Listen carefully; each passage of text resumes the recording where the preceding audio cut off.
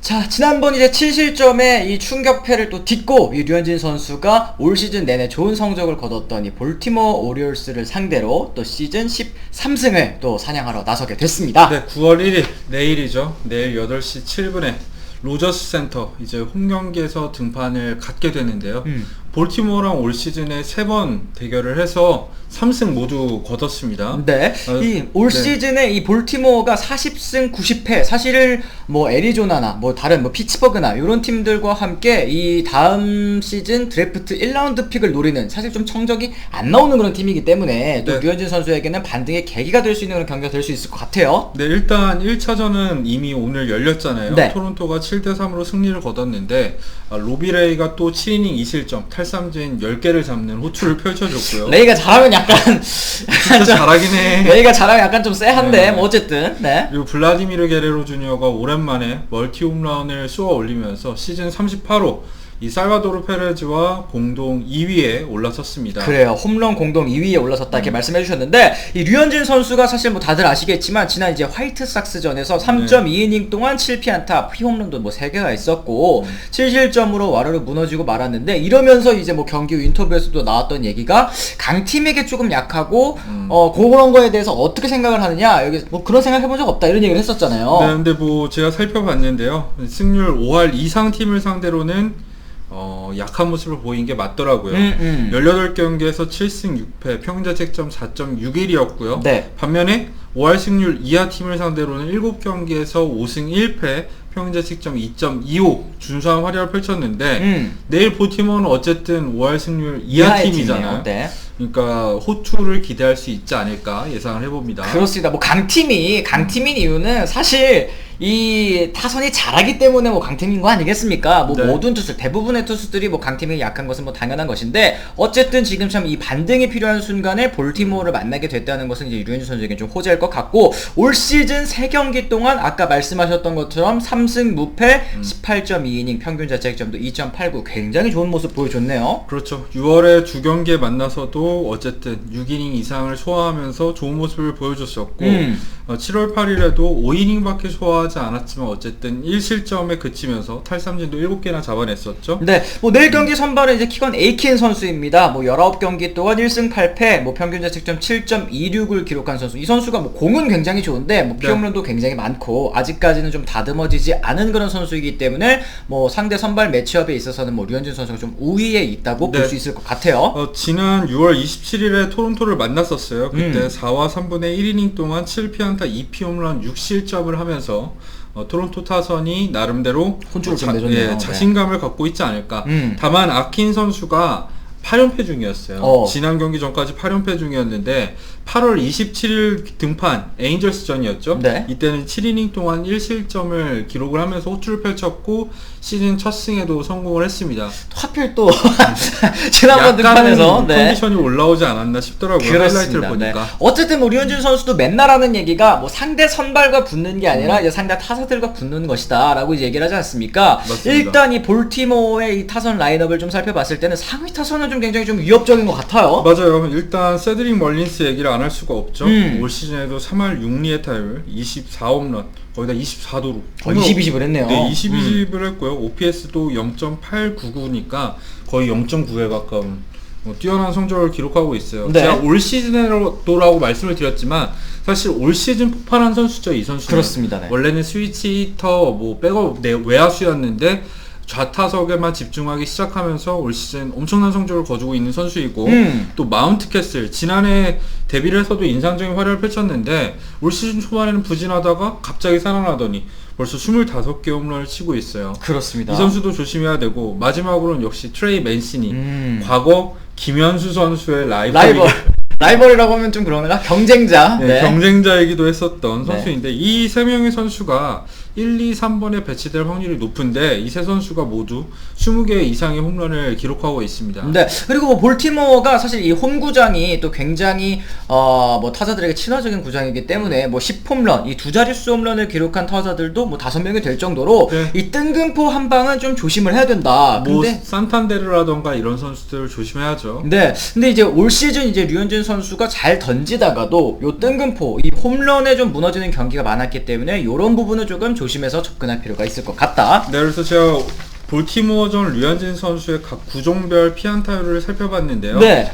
패스볼 커터는 평범한데 확실히 볼티모어 타자들이 체인지업을 상대로 피안타율이 1할 5푼 약한 모습을 보였어요. 그래서 그래요? 내일 경기에 체인지업이 굉장히 중요한데 처음부터 체인지업을 던지면은 안 된다고 생각해요. 왜요?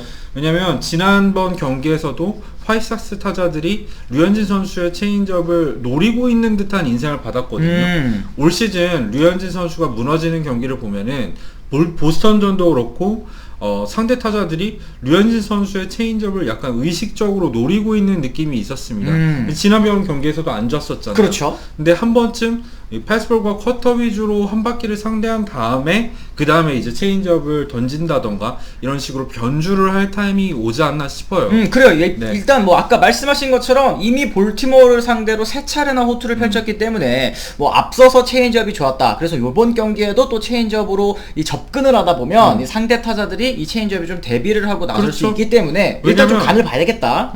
메이저리그 팀이잖아요. 분명히 분석력이 훨씬 우리나라보다 훨씬 뛰어날 수밖에 없고 네.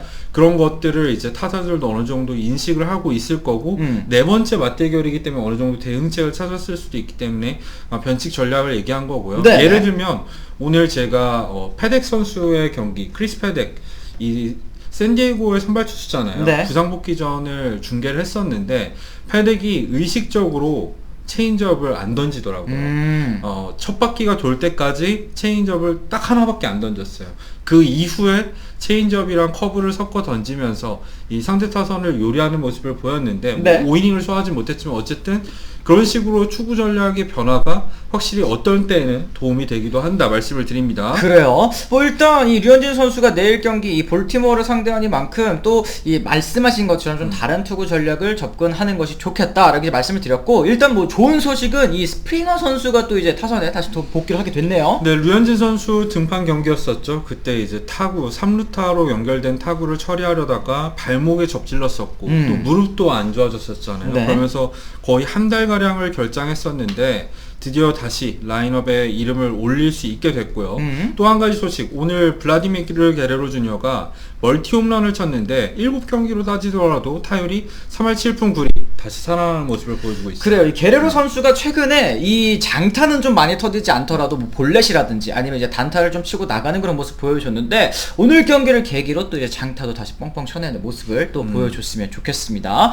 이 토론토 블루제이스 아직 뭐 시즌 이 30경기 조금 더 남은 그런 상황이 됐는데 네. 이 와일드카드 2위 자리 조금 이제는 점점 뭐 멀어지는 그런 느낌도 조금은 있었어요. 있었는데 이제는 아니에요. 다시 한번 3연승을 달리면서 보스턴과의 격차가 어쨌든 4.5경기 차, 약간은 좁혀진 모습이고요.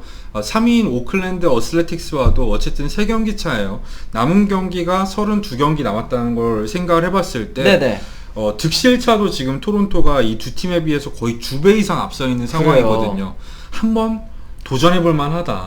이 나머지 32경기를 어떤 성적을 기록하느냐에 따라서 토론토가 충분히 포스트 시즌을 노려볼 수 있는 상황이고, 물론 보스턴도 크리스 헤일이 복귀하면서 다시 상승세를 타고 있긴 하지만 토론토가 워낙에 전력이 좋은 팀이기 때문에 충분히 해볼 만하다고 생각하고, 그러기 위해선 내일 류현진 선수의 호투가 반드시 필요합니다. 그렇습니다. 뭐 지난번에도 사실은 이제 화이트삭스전에서 레이 선수의 호투 그 뒤를 이제 류현진 선수가 딱 이어줬으면 상승세를 좀 탈 수 있는 그런 분위기였는데, 네. 아쉽게도 조금 이 크게 무너지는 모습 보여주면서 본인도 팀의 요런 문제, 이 크게 무너지는 것이 좀 해가 되는 것 같다 이런 얘기를 하지 않았습니까? 그렇죠. 요번 이 볼티모어전에서 사실 이제 지구 최하위 팀이니만큼 요런 경기들은 무조건 싹 쓸어 가야지만 이 토론토가 남은 이 포스트 시즌 가능성을 좀 살릴 수 있지 않을까 생각이 좀 되네요. 이런 얘기를 제가 또 오늘 중계 중에 했었어요. 샌디에고 파드리스가 5할 이하 승률 팀을 상대로는 32승 33패, 그러니까 5할 승률 팀을 못 잡아요. 그러네. 5할 이상 팀을 상대로는